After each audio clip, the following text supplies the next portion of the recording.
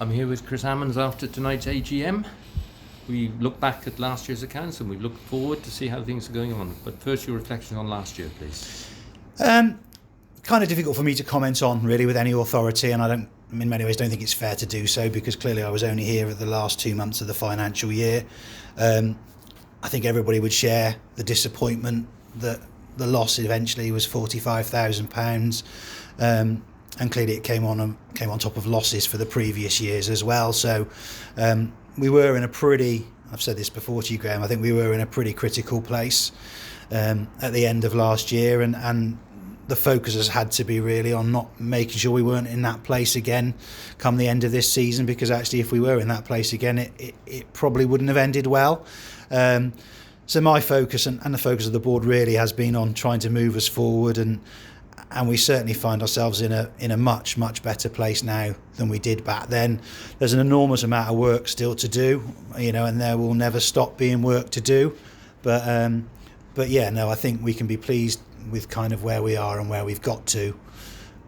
But I think it's fair to say that for all the good work that's done off the field, it comes back to the football really at all times in a business, well, at any football club, and the fact that we've got a product on the field that's entertaining to watch, and the crowd have been able to get behind, and the gates have been fantastic, has made a huge difference. We've had a lot of home draws again, and that has an impact on the positive kind of financial position. So yeah, no, like I said, direction of travel's good right now. I think the mood's good right now, but there's still a lot to do.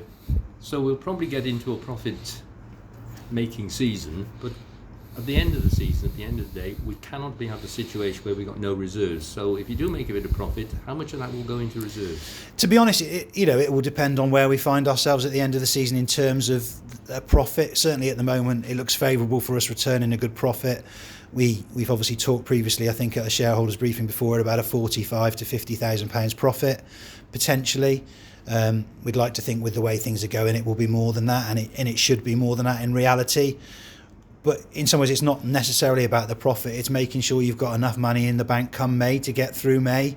And that's where our focus is, really. I know people will see the word profit and that will be their focus, but the reality of it, and it's something that I've learned in all honesty, because I'm not hugely experienced in business, it comes down to money in the bank at the end of the season, or at the point when you've got your lowest amount of money in the bank, and that is inevitably always going to be the end of the season. So our focus is on, where we'll be come May. In terms of the money situation, and as it stands at the moment, we're going to be in a much better place at the end of April this year and in May this year than we were this time last year.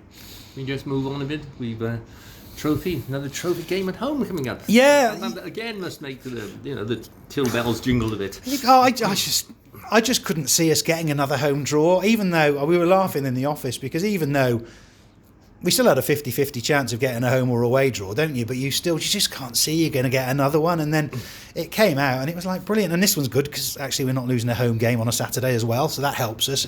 That's an extra game for us. And you'd like to think the gate down to the coming to the last 16, the gate will be good. The gate was brilliant against Torquay. I thought Torquay brought a fantastic support up for that round of the competition. And looking at the other gates on Saturday in the FA Trophy, our gate was absolutely outstanding, in all honesty. So yeah, brilliant. And it's one to look forward to, isn't it? It's a shot to nothing for us. Our home record's great. I'm sure Gateshead have looked at it and they won't be any more pleased with the tie, any more kind of worried about it than we are. So we'll just give it a go and see what happens. There's a lot of football to be played before then. Well, yeah, I think Paul said after the under-18s game the other night, is it 6 games? Oh yeah, it's something. Yeah, and it's madness because we've obviously got a run of Tuesday nights, haven't we, with the Rushall game and then the South Shields game being changed over, so and having to be rearranged. But exciting time. I mean, it's exciting times, isn't it? Heavens, we'd have taken this at the start of the season. We'd have snatched people's hands off, wouldn't we? So we'll just keep on going. Paul's been able to strengthen a little bit over the last couple of weeks, and I know he's still looking to strengthen a little bit further if he possibly can. I think he just wanted to freshen things up a little bit, and his players have been fantastic, but it's always good for everybody really to see a new face or two, and it's been great that we've been able to secure Pewey till the end of the season because he's been a real boost for us. So yeah, no, it's really interesting and it's really exciting, and it's certainly better to be mid-January, things to look forward to, hopefully towards the top of the table than at the bottom. What happens if we actually do get promoted can we afford it as a club? Who knows? Who knows? Look at some of the money being it's spent. not impossible. Well, it's not impossible, is it? In fairness, and you've got to strive to be the best you can, haven't you? In fairness, and then you kind of almost cross the bridge a little bit when you come to it. But obviously, we've got to start potentially giving it some thought. It's a long way to go. It's still a long shot, I would say. Yeah. But would we be ready for it?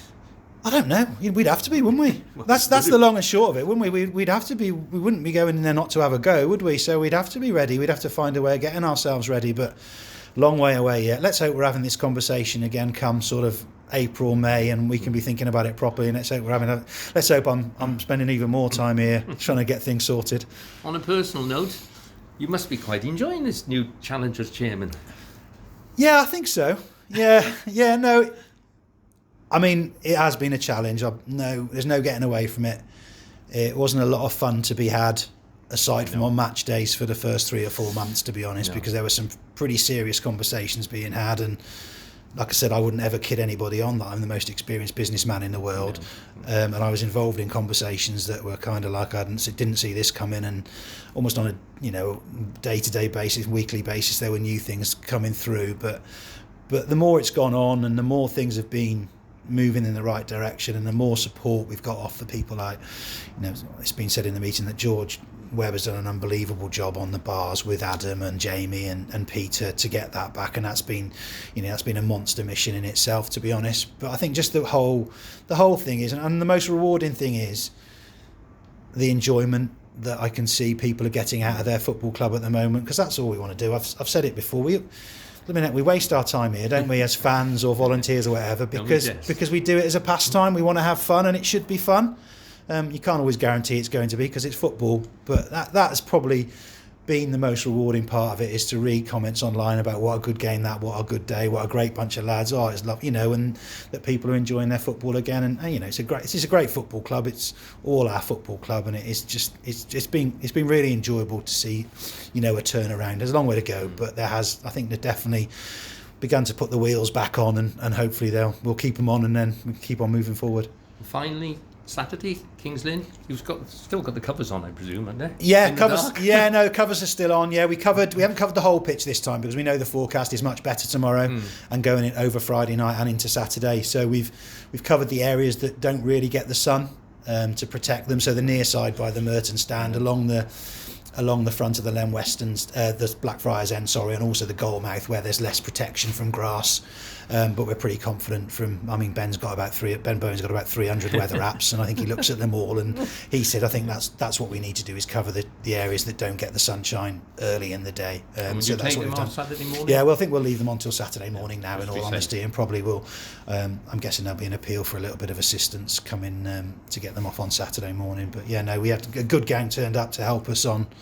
God, these days go. Monday, I think it was. So, and I think most of them were already saying, "When do you want us back?" So it's just brilliant. They're such a great help. Thank you very much. Pleasure. Thank you.